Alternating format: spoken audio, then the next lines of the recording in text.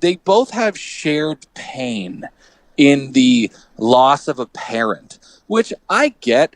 That can bond two people together, but it's a tragic occurrence, but it's a fairly common occurrence. People die. It's unbelievably sad. It does not mean that you are soulmates, but Claire is so desperate.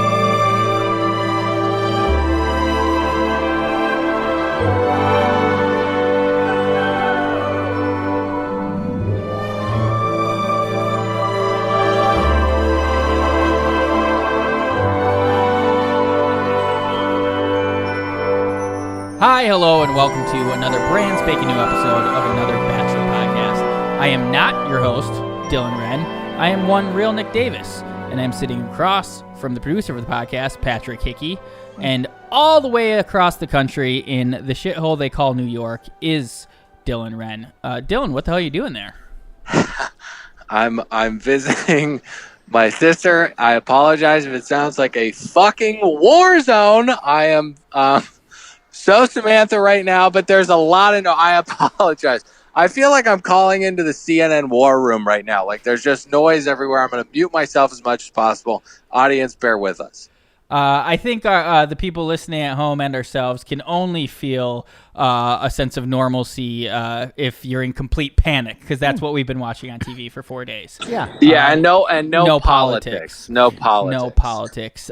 Before we get into the show, I'm gonna throw to Pat and see if he's got any PSAs to announce the show. And before we get into this incredible fourth episode of The Bachelorette, wow, they keep outdoing themselves. But first, Pat with some PSAs. Thank you very much, Nikki.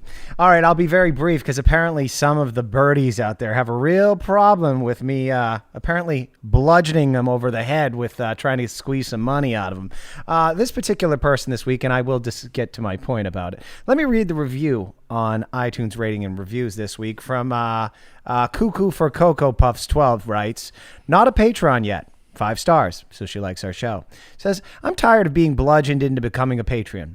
Here's a suggestion. Instead of telling us we should pay you monthly because you work so hard, stop working so hard. Just do the Bachelor part. I have no interest in the other shows you guys are recapping on Patreon, so why would I pay for them? And also, don't buy a dog from a breeder. Boy, still bleeding out. Still hammering that one. P.S. You guys are still really funny. Hey, you know what? Thank you, Cuckoo, for Cocoa Puffs. But I want to get at the heart of your argument there.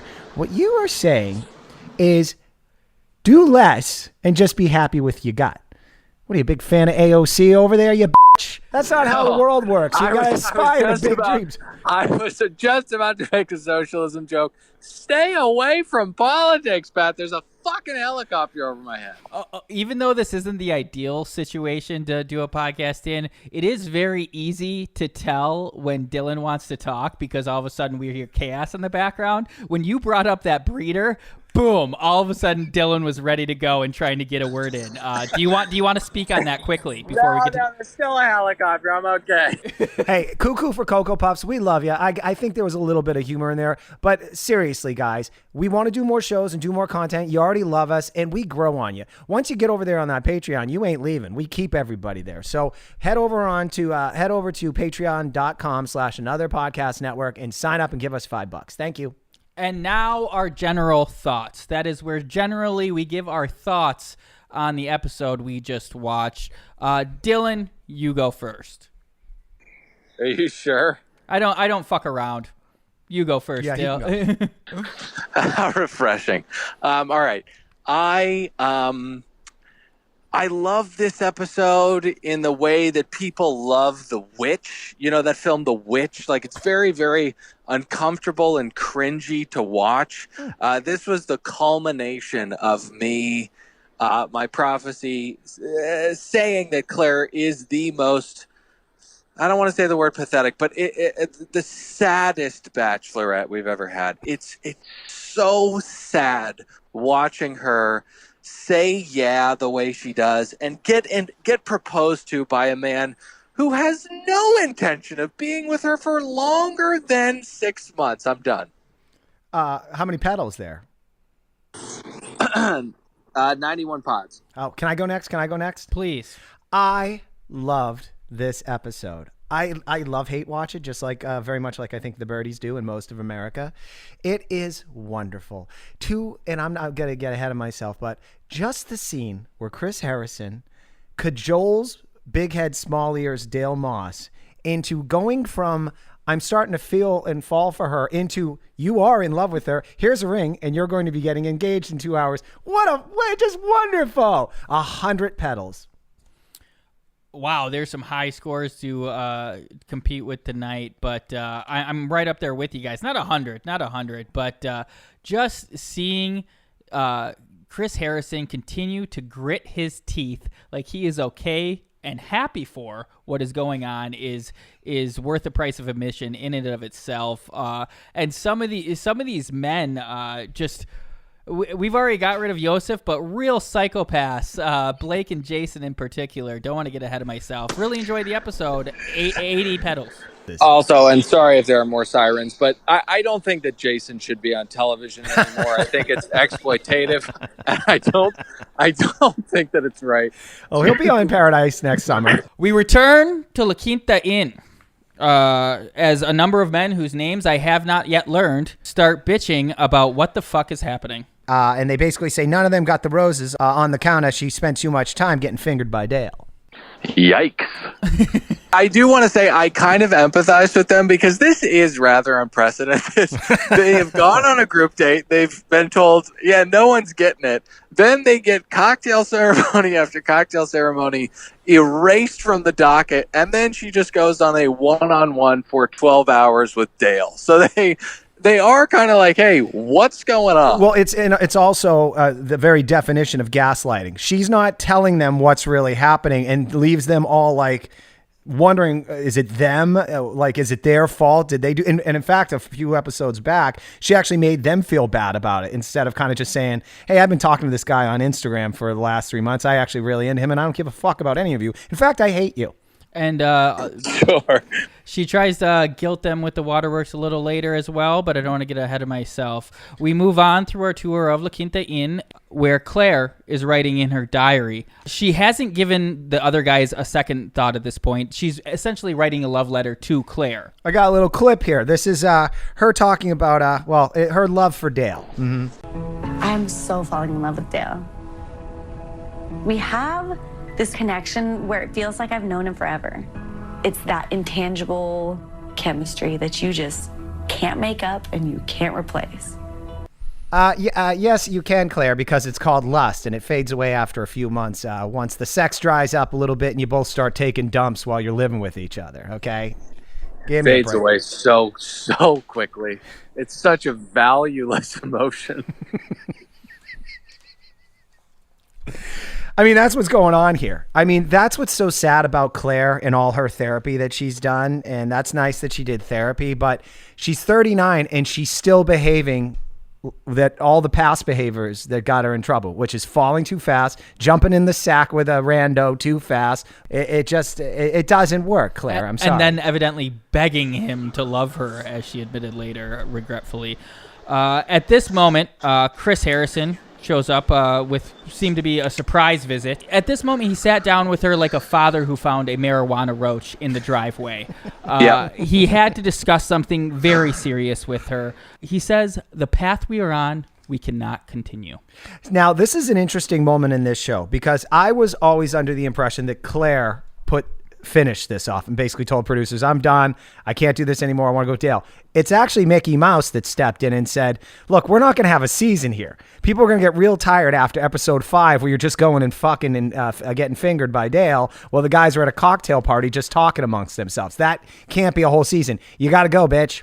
I think it takes a moment like this to hopefully instill some real change in The Bachelor. I'm sick of this 3 month ahead of time, spoiler laden season. I'm trying to dodge them right and left because I'm a purist. How about we do this like a week at a time, edit the episodes. I don't want to know what's going on. Like really let it play out, I think. And definitely don't let The Bachelorette DM some dude before you start. Nick, I love what you're thinking about there. That is a great thing. That's a great point. But see, they have to catch up because the dickheads like Reality Steve out there have all these relationships with PAs, and he's paying people. He's getting all this information, and he thinks he's doing the world some good. But in reality, he's ruining the show. And Bachelor may eventually have to have this shot on an island, very much like, what is it, Love Hotel? My wife watches that. They shoot that as it goes along. So who knows? It might pivot into that. Now, I know we're going to get to the Facebook stuff or Instagram thing, but before that, Claire tells Chris Harrison with a straight face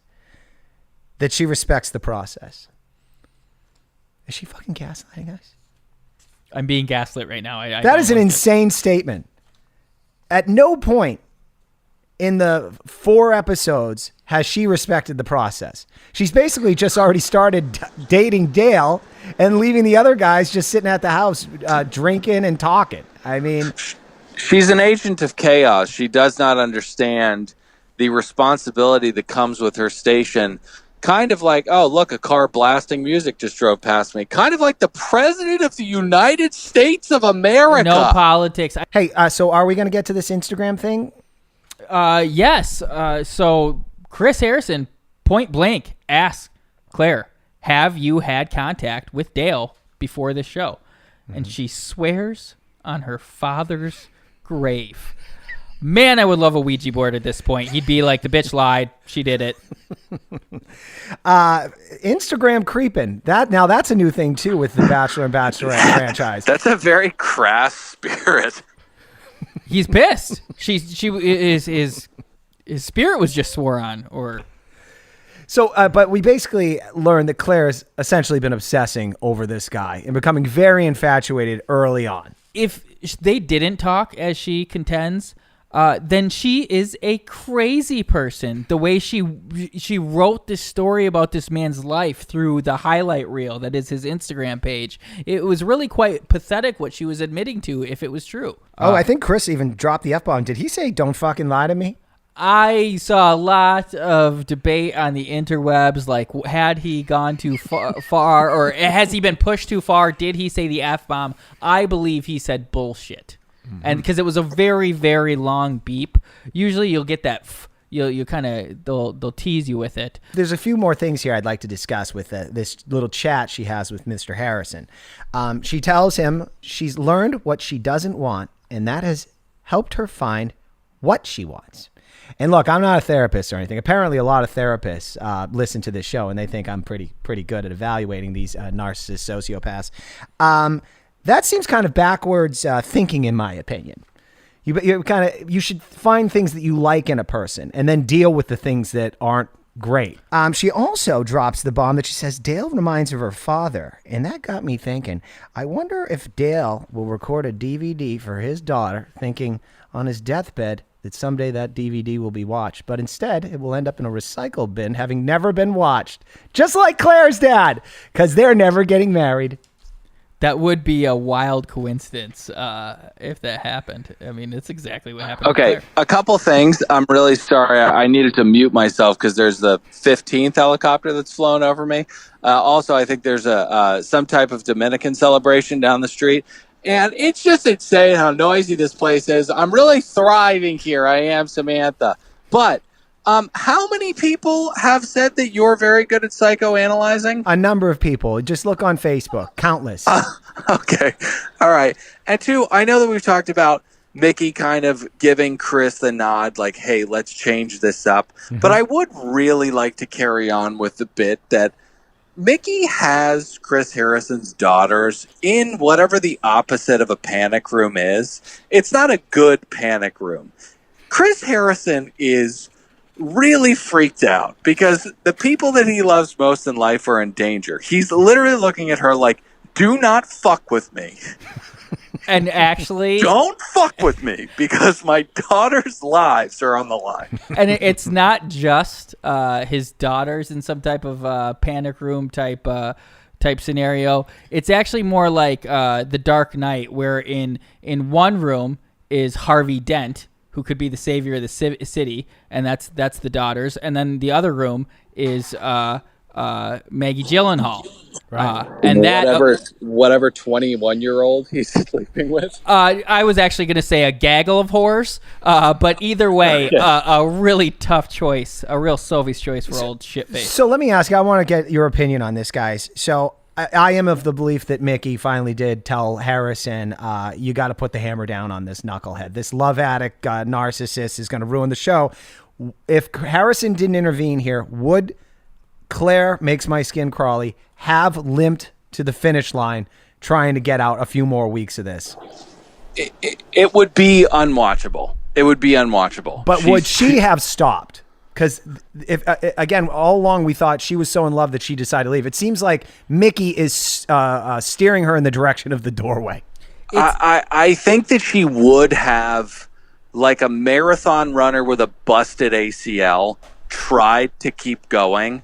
Or like the prize fighter that's 0-16 that we've mentioned countless times, she would do her best to try and keep going, but everyone would be like, you have too many fatty lumps all over your body. We have to put this thing down, which is why you should always buy from a breeder. Cut that. I don't know why I did it. That's a very interesting hypothetical, because it really brings up the question. It begs the question: why does anybody go through the charade if they think they found their winner? If you've gotten your clout.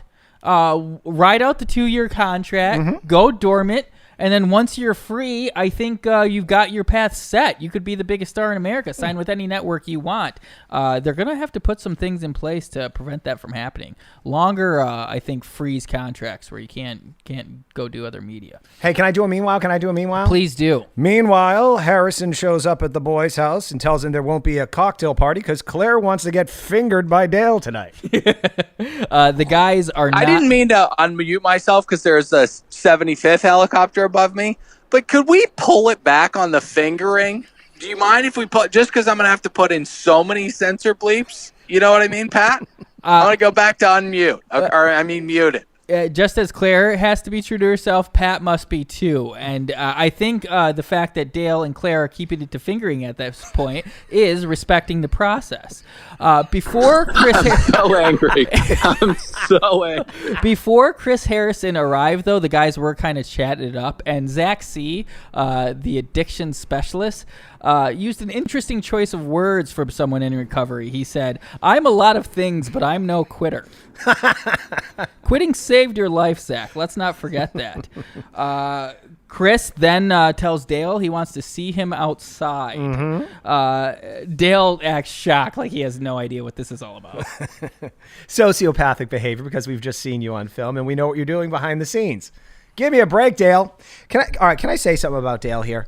So I guess we'll probably talk about what Chris tells him, but he basically just says, hey, you and Claire shut this show down. More importantly, I think small-brained, unimpressive Dale thinks, I just shut down the batch because I'm a cocksmith and the world is watching me right now. I just won over Claire in just 2 weeks. And I'm going to have a lot of ladies saying, Dale is the guy who won Claire's heart in just under 2 weeks. I want some of that. But he'll be wrong. The world thinks you just won over the obsession of a broken, damaged love addict, and that's really sad. Yeah, I do think that there's that aspect. And then just really quickly, fun fact: a rat just scampered by my feet, which is a lot of fun. Hey. The birdies are getting a lot of play-by-play of New York City. They can actually smell and feel like they're there by this show, Dylan.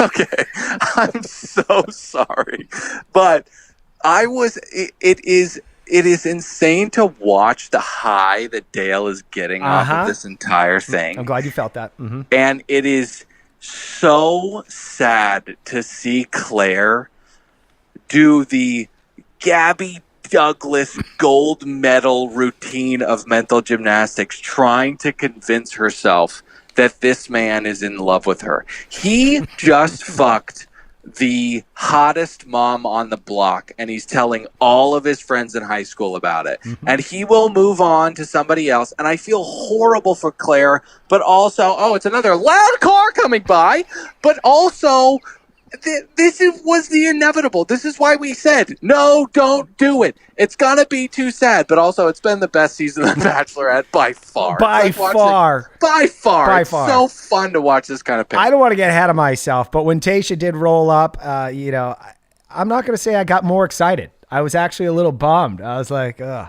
Me too. I got a whole different type of excited. I'm sexually attracted to Tayshia. That's what I'm trying to say. I was going to say, ew. Yeah. Let's go to the nighttime. Nighttime dinner date. The dress was a lot for me. Yeah, it was a lot. Way too much. It had sequins in it? Oh, it was all sequins. She was a ruby. She was a ruby. She's the last sequence. She was a big fan of Rue McClanahan in 1988, very much like this podcaster right here before your ears. The 1988. Mm-hmm. I love that clip. Classic. Another Bachelor podcast. All right, so Claire is really. I got a fun clip here. This is Claire basically saying, I don't know what Dale is going to say tonight. She's very concerned about what he's going to say when she tells him she loves him. Tonight, I have a dinner date with Dale, and I want to tell him how I feel about him. Because Dale is the man of my dreams. And I'm so in love with him. I know it sounds so crazy saying that, but I just feel it. But I'm scared because what if he doesn't feel the same thing? This is such a big risk. It's putting a lot on the line because I have no idea what he's going to say tonight. Claire, I got some news for you. He will say whatever it takes to get him as the host of the Family Feud next year or on Dancing with the Stars as a contestant. Whatever happens first. So there's your answer. He's going to go to FS1 first, and then fingers crossed he'll end up on College Game Day. Is FS1 still a thing? Good for them. Good for them. Okay, so nice move here. As she walks up to the table, he pulls that chair for her. And I promise you this will never happen again after 3 months of dating. Mm-hmm. Such a good point. Listen, I rarely do it. I should do it more often, but, it's done. The contract's signed.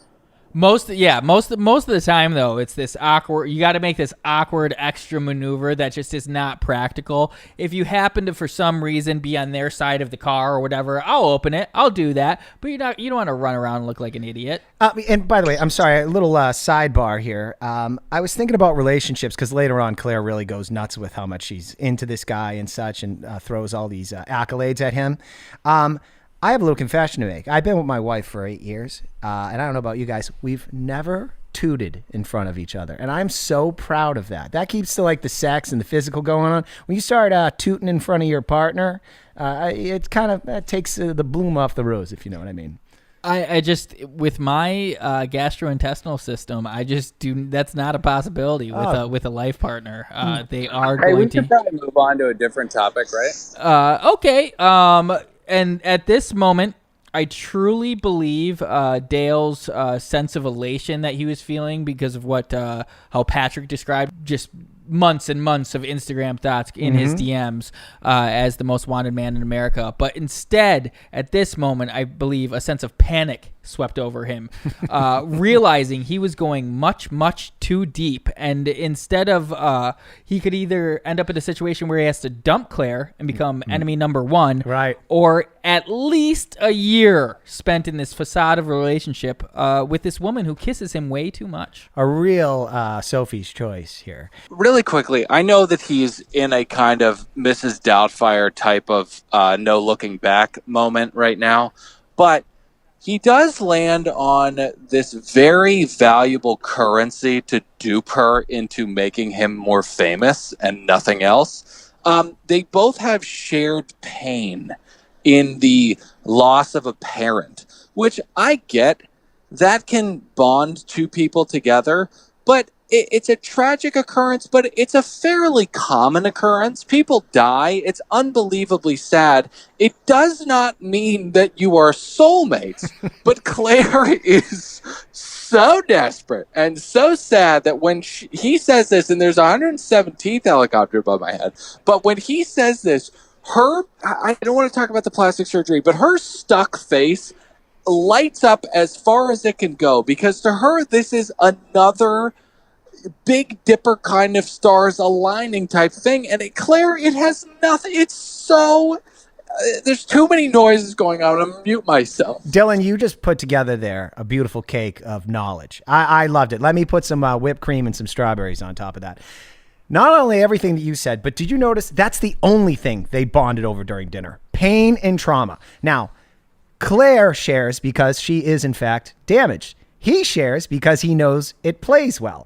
The more they bond over the pain, the more Claire looks like a meth head does when a bag of white powder made of brake fluid and gasoline shows up. She says, I just want it. Yeah. What an insane person. I'm going to miss her.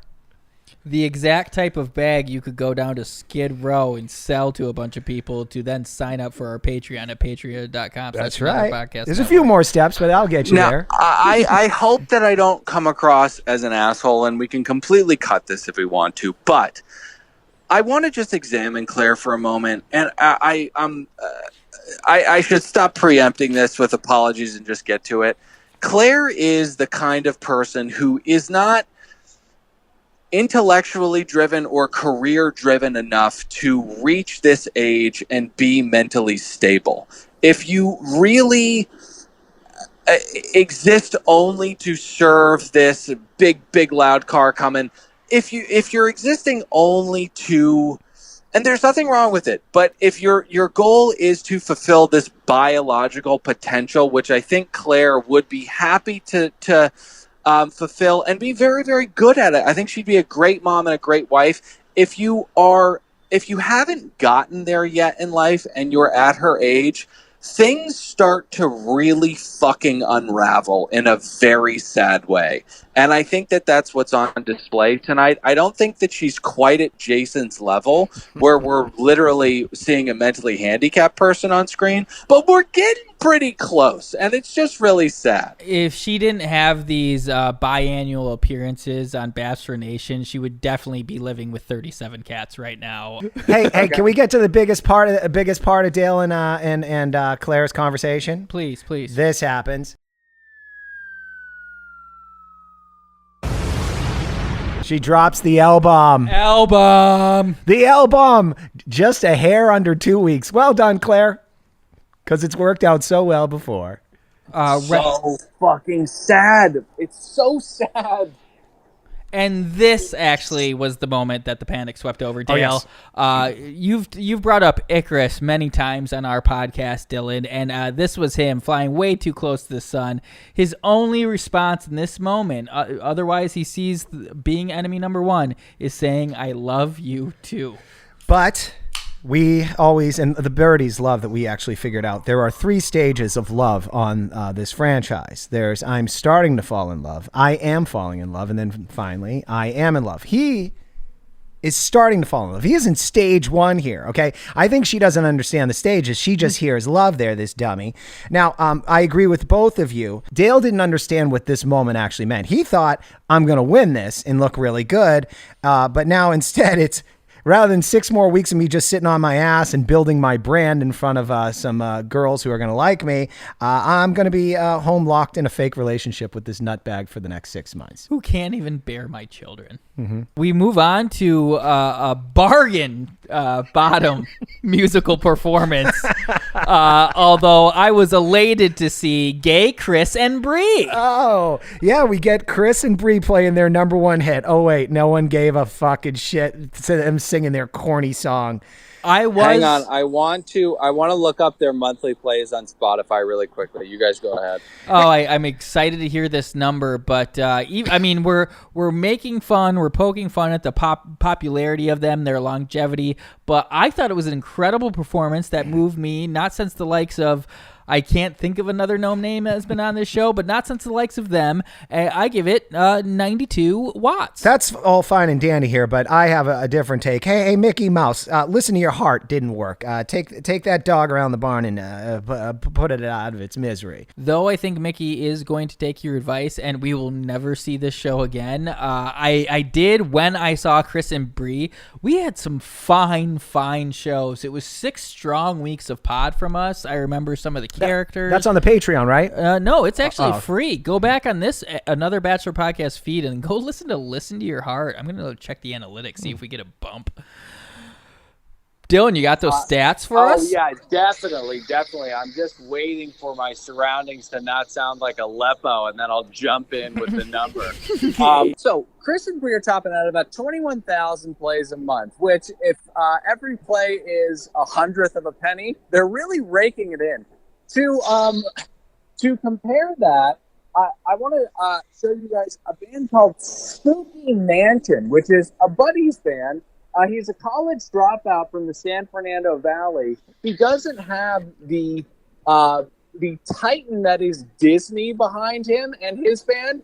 He's getting 150,000 monthly plays. So they're definitely underperforming despite their objective star power.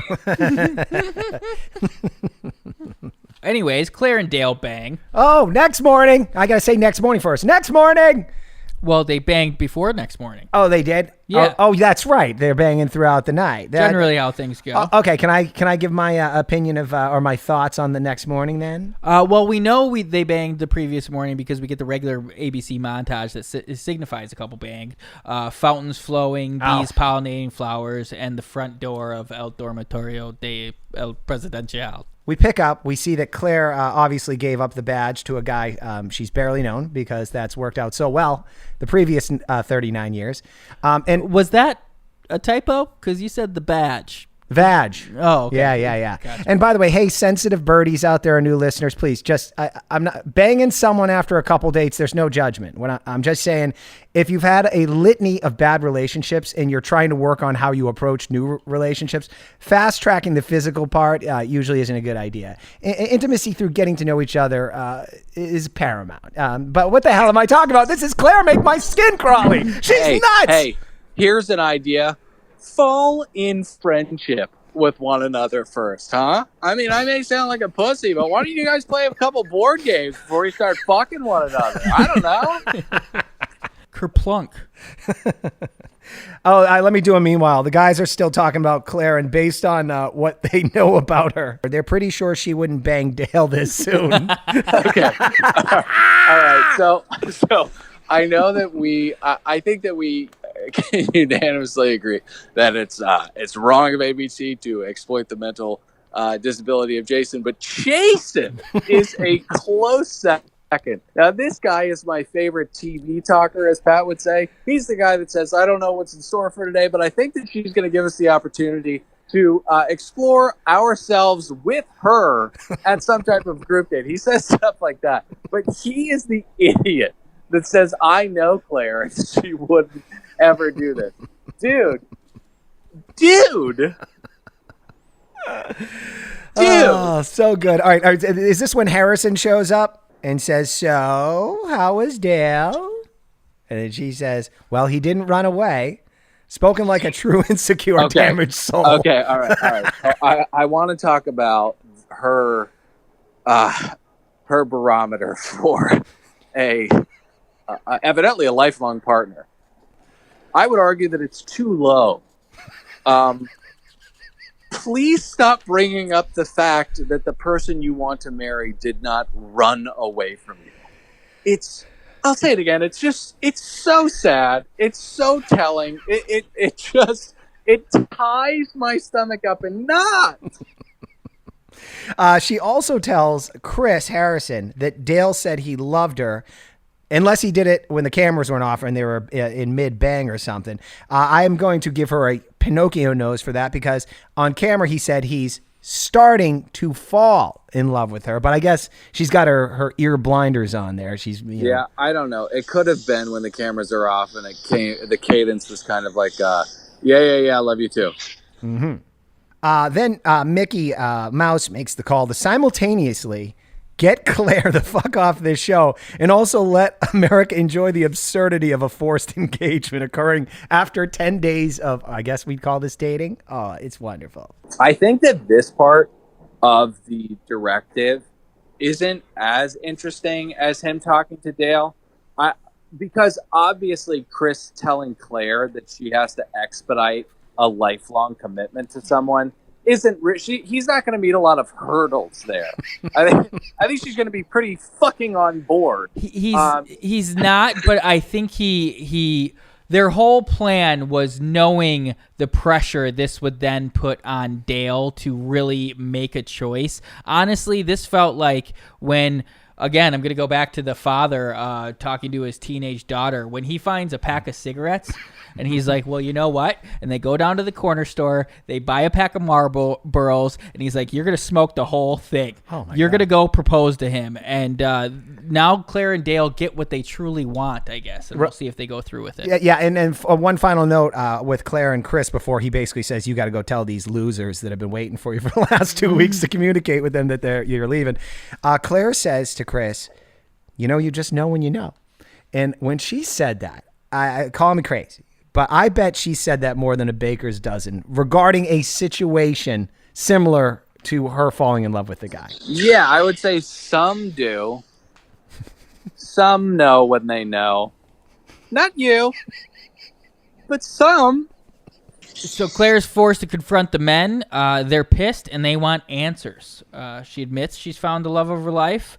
And honestly, at this point, I thought Jason was going to bust through the wall like Kool-Aid Man. The blood is boiling in these men.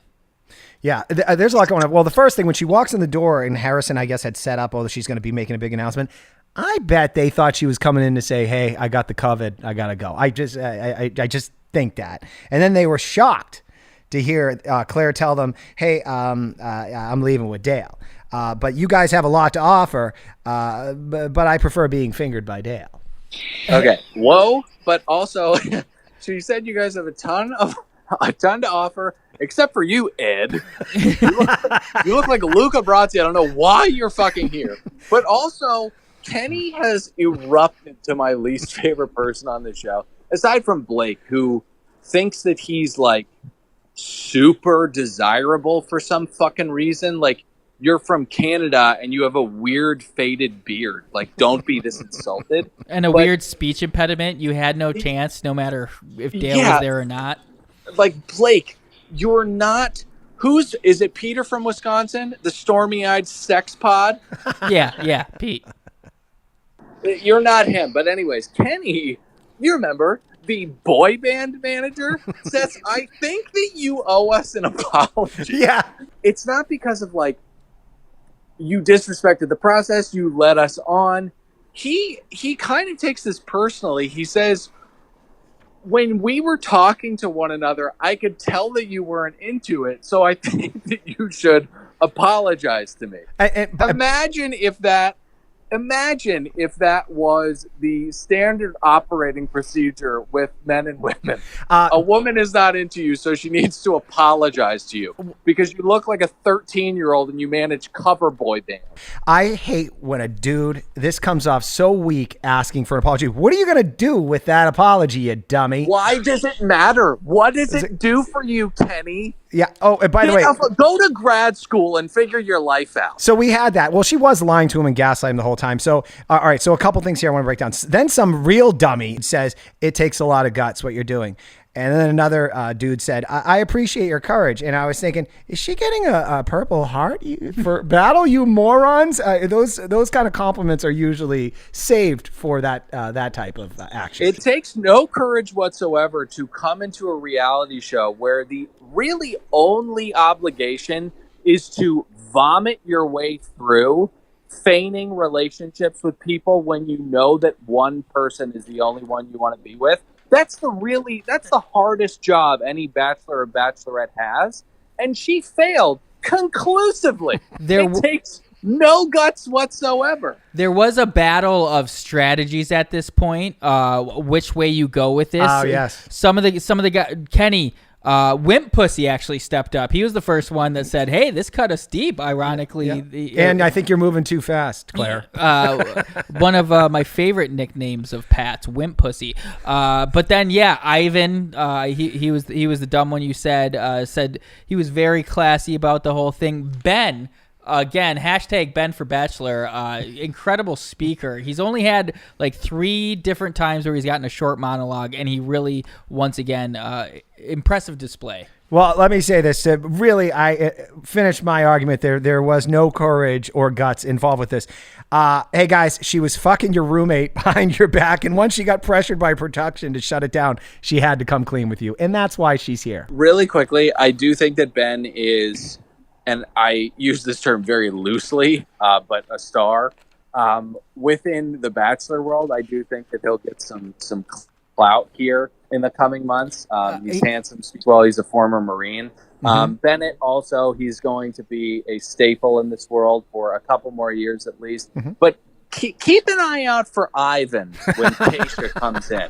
Handsome black guy, aeronautical engineer. Don't know why he's on this show, but I think that he is a good candidate to end up pretty far in the race for Tayshia's heart.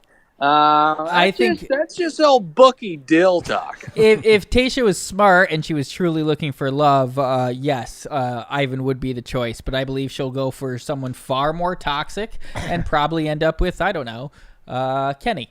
Then we get to one of the worst parts of the season always. Chris Harrison FaceTimes Neil Lane, more like real lame. Nice. Every season. And then Dale by himself in his suite. Classic editing by The Bachelor. He's talking about how this is just going to be no stress, no pressure. He's just going to explore where this thing goes. Smash cut to Chris Harrison telling Proposer, get the fuck out of here. Can we play the tape? It's so good. We'll break down the game film here. How are you feeling right now? Where's your head at? Where's your heart? Honestly, like I feel good. I feel relaxed. I'm not stressed. I was able to spend one-on-one time with Claire last night. I definitely wanted to share how I felt about her. That's something that doesn't scare me. I told her that I was falling in love with her throughout this process, and that I only see things going, further and further. Yeah. Or at least, I want to explore that, and the goal is to come into it with an open heart, and she pulled a lot out of me. So you're in love with this girl? Yeah, that's exactly where I'm at. And I know she feels the same way. The thing that's exciting about it, even in a short span, is just really, looking at this, situation and how lucky I am in it, and just nurturing that. And I think that's all you can do. Yeah. Well, let me fill you in on some gaps then, since you don't know what's going on. Yeah. Because it's been a busy day. Yeah. This is unprecedented. We've never dealt with anything like this. Yeah. So I can tell you that Claire broke up with all the other guys today. And with that said, there are no more steps. This is it. This is the end of this part of the journey. And what's next is the final step. Claire is going to be waiting for you. And she's going to be waiting for a proposal. Okay. Now, as we pointed out the 3 stages of love earlier in the show, I did that so some new listeners, I know that the birdies that have been in the nest for a while know exactly the 3 stages. Did you see what fucking Harrison did there for that pivot? He got Dale from saying, I'm starting to fall for her and she's getting a lot out of me too. Oh, you are in love with her. Here is a ring. And you will be down on one knee tonight proposing. So you're going to dance, you idiot. So you can be on Dancing with the Stars. Okay? That's how this works. You got to fake your way through this. Get on one knee so you can meet Tyra Banks and make it big time. Okay? Pat, if someone said, if you came home one day and you were like, oh, my wife's not here and my daughter's not here. And then a couple hours went by and you were like, I'm getting really concerned. You started calling them and calling them and calling them. And then all of a sudden, 3 men broke into your house and pointed a gun at your testicles and your temple and said, you have to convince a man to marry a broken woman. You would perform to your highest capability. Okay? I fault Chris Harrison. Not one iota.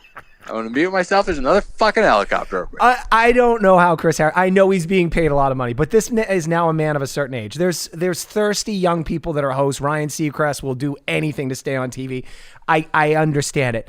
But this is venturing into parody. We do Flavor of Love, which is a parody of The Bachelor, right? Them making a move like this to push this guy into a proposal this quickly is so stupid on its face that I do think it takes away from the actual people that believe in this show. Actually does have people falling in love and getting married and having kids. I think at this point he was really trying, like, this was a Mexican standoff. Like, there obviously it's a parody if you say yes and you agree to this and you get married after 2 weeks. But he thought Dale was gonna they would get the drama they needed by Dale saying no, like any sensible person would. There's a dance. I've used the word dance too much, but there is a dance you could do if you have the brain power to cobble together a sentence or a rebuttal to Harrison, which is, I'm starting to fall for her, Chris. But, you know, we're both still learning from each other, so I will tell her I want to leave with her tonight, but I think it'd be a little premature to get down on one knee. I am torn on this because while I think that this is a fit punishment for someone who wants to go on television and try to dupe a broken woman into falling in love with him, this is hurting Claire so much too. So I hate that it's more prolonged punishment for her. But listen, learn from your mistakes, idiots, or rue to repeat them. I don't know if rue is a word, but I do think that this is the ultimate bluff call for Dale. Like, hey, you really want to do this? You think that you got this much moxie? All right, you're proposing tomorrow. Have fun. Okay. Can I get to nighttime? Nighttime. This insane proposal. Oh my Lord. Okay. So Harrison talks to Claire first. By the way, I will say she looks beautiful in that white dress. Claire is she's a number. She's stunning. She says about Dale, it's different this time. Claire, I barely know you, and I can say it's not different. It reminds me of Benoit and Juan Pablo and. Oh, God. Anyone on Bachelor in Paradise that she left with. Josh, I think, was another guy. I could be wrong. Harrison then says the most insane statement of the night. He says, Claire, we're so proud of you. I have a question, and I would pose this to him point blank. For what? That was literally a moment just to fake us out. A little faint. Dale left. Dale left La Quinta. You're here by yourself, but instead he goes, I'm here to tell you we're proud of you. That's good. Good take. It was exciting. Good take. All right. So Dale shows up, and then there's not much here, but can we play a clip of Claire's opening speech to Dale?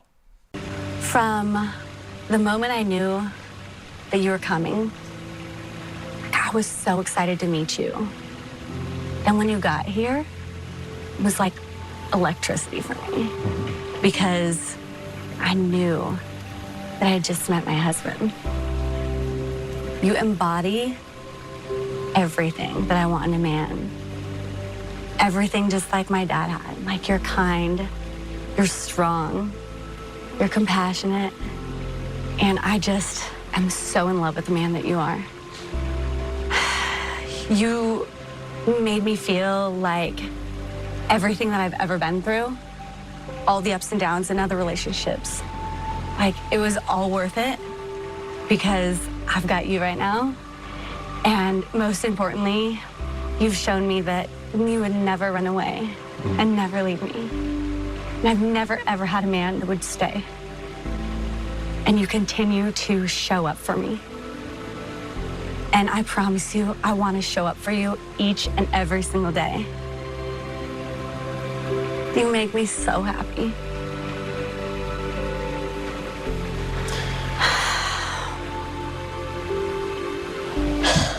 Yeah, it's wild, right?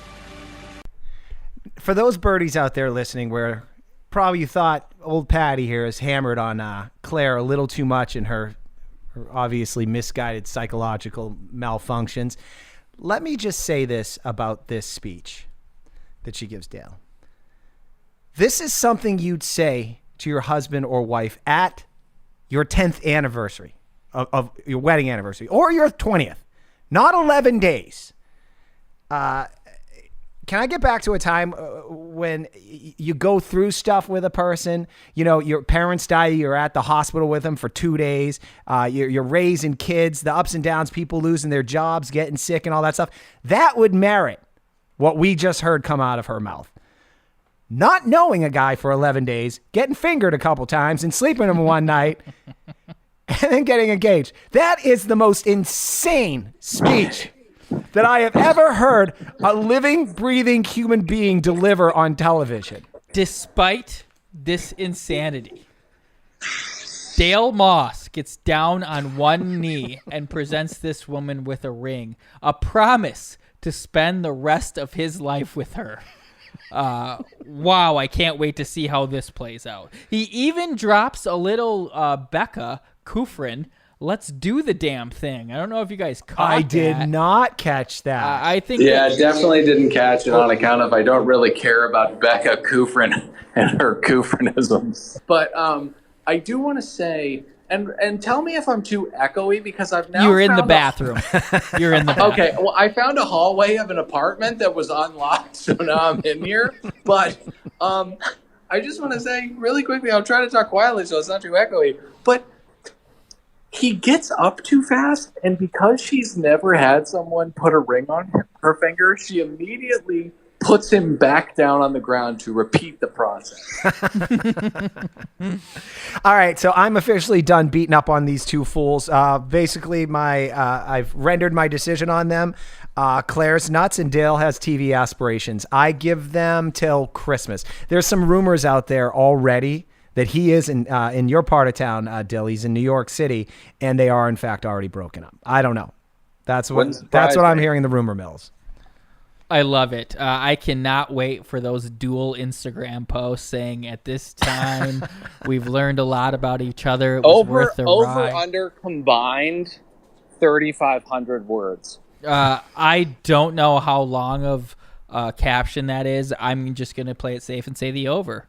Life's too short to bet the under. I love you for saying that. Can I do a meanwhile? Meanwhile, the guys continue to talk and sound like their balls were chopped off before their arrival. Oh, what's going to happen? I don't know. Oh, one sidebar here. I'm doing some math, and this is in the form of Bachelorette. I believe it's the first time in Bachelor history a Asian man has made it to episode 5, which he will, in fact, by default, make it to episode 5. That has never happened. Joe for Bachelor 2021. That everything from this point on would be gravy, especially being the Bachelor. The man met Margaret Cho. He can die a happy man. But how funny would it be if in the beginning of episode 5, Tayshia was like, Joe, get the fuck out of here. You're out. Let's be real. That'd be really fun. I'm going to answer my own question. At this point, Chris comes back in, and this is when he gives... It's a real fork in the road in these men's lives. He tells them they have 12 hours to decide whether or not they want to continue this journey. Mm-hmm. What this journey is, we're not going to tell you. But I think most of them surmised another woman would be showing up as the Bachelorette. He says, nut up or shut up. There's the door. You got 12 hours, but there might be another thirsty TV gal rolling in here. So stick around, maybe. And there's only 16 of them. So this is the interesting part. Did some of the guys that got tossed out, I wonder if Yosef comes back. He's got some explaining to do. So she kicked you off. But also, like, she kicked out 5 guys the first night. Hey, Yosef, why did you get kicked off? Well, I came close to punching her in the face, but aside from that, I'm not really sure why. I think that's why she did it. But really quickly, I just want to talk about Jason's mental processes when he's going through the tough decision of whether or not to stay. I'm pretty confident that he was focused on the question for maybe a minute to 2 minutes, and then kind of went off into a Blue's Clues type fantasy land, got into a suit, and then just walked back in the room. When people started cheering for him, he wasn't sure why, but he was happy to be there. Few thoughts on him. He will definitely be arrested for assault someday, and he will lose his hair. He bent over his suitcase. He's got a big Yep. circle there. Yep. Pretty sad when a man loses his hair at that young age. And I was pretty annoyed by the toiling some of these men pretended to go through, because let's be honest, if any of them were like, hey, I'm going to go home, Chris would have been like, well, the Bachelorette is Tayshia. And there would have been like, I'm staying.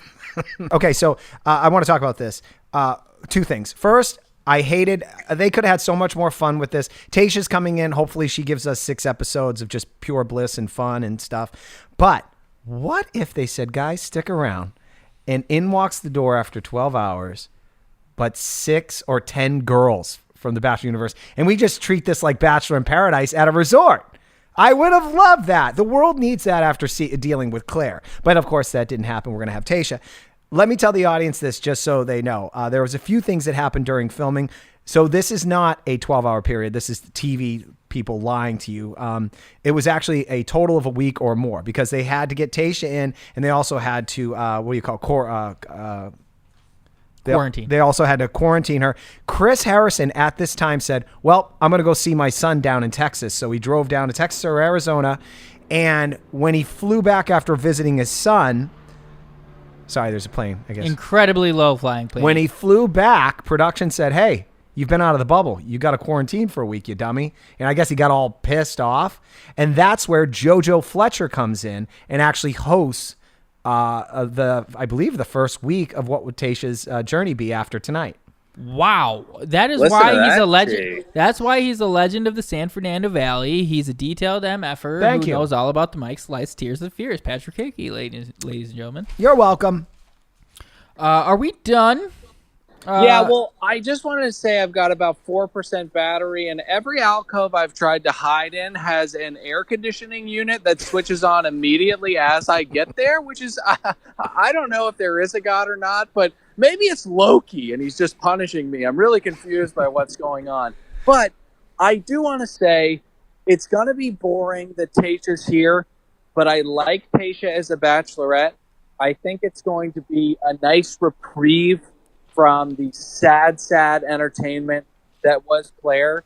But I think that we can look back on this and say, while it was pathetic, it was a unbelievable 4 episodes of television. Yes, thank you, Claire. I am going to say this about Tayshia, because it's nighttime. She shows up. Not a lot happens. They spend a lot of time teasing it, and the guys talking about, who's going to show up today. One of the guys, by the way, is wearing a turtleneck and slippers. What a loser. So here, interesting pivot I did on my perception of the guys.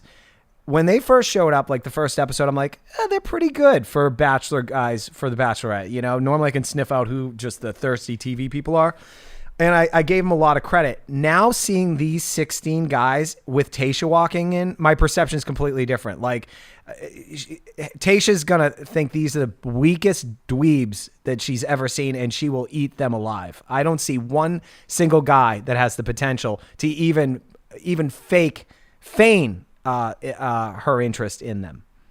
Wow, I guess I don't know. There's something about these guys. I like them. I think there's a lot of strong contenders. I think Chasen is a really good looking dude. Not Jason, Chasen. Mm-hmm. We got Riley, Ivan. I think some of these men are okay dudes. I will say I am excited. Don't forget Ed.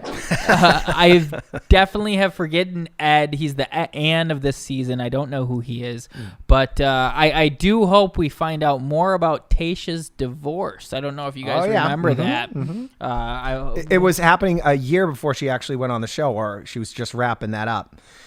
Hey, can I put the bow on this episode with the most insane thing said by Harrison tonight? Please do. He says to Tayshia as she enters the house, and I quote, "Inside might be your husband." Wild. And his name's Ed. He's like the third hyena in Lion King, also named Ed. Well, that does it. It's like a new beginning. We're about to start a new journey with a Bachelorette to find love and hopefully her new husband with Tayshia. We will see Claire again, and I don't think Pat's going to make it on his promise that he's done shitting on Dale and Claire. Once we see them in the hot seat next week. But all that's going to happen. Dylan's going to be back in the saddle, and hopefully we can soundproof our walls so we don't hear the goings-ons of a neighborhood in disarray or an entire city, as we heard from Dylan. Hey, can I do some? You'll never understand how loud this city is until you try to record a podcast outside. It's thanks for bearing with us, and a profuse apologies. I'm sorry. Hey, and I want to say this. Can I do a thank you as we're departing from the show? Thank you for all of you that decided to pull the trigger on Patreon this week after we gave you a little nibble of that PMZ. Thank you, and we appreciate your patronage. More of you should be doing that, you fools and you cheap bastards. I'm going to continue to ask you that and bludgeon you over the head. You need to pay us. Thank you. That does it for us. Like you said, go to the Patreon, patreon.com/Another Podcast Network. Follow us on all social media at Another Bachelor Podcast. Dylan, say goodbye. Bye. I guess I should say goodbye too. Goodbye. Pat, say goodbye. Later.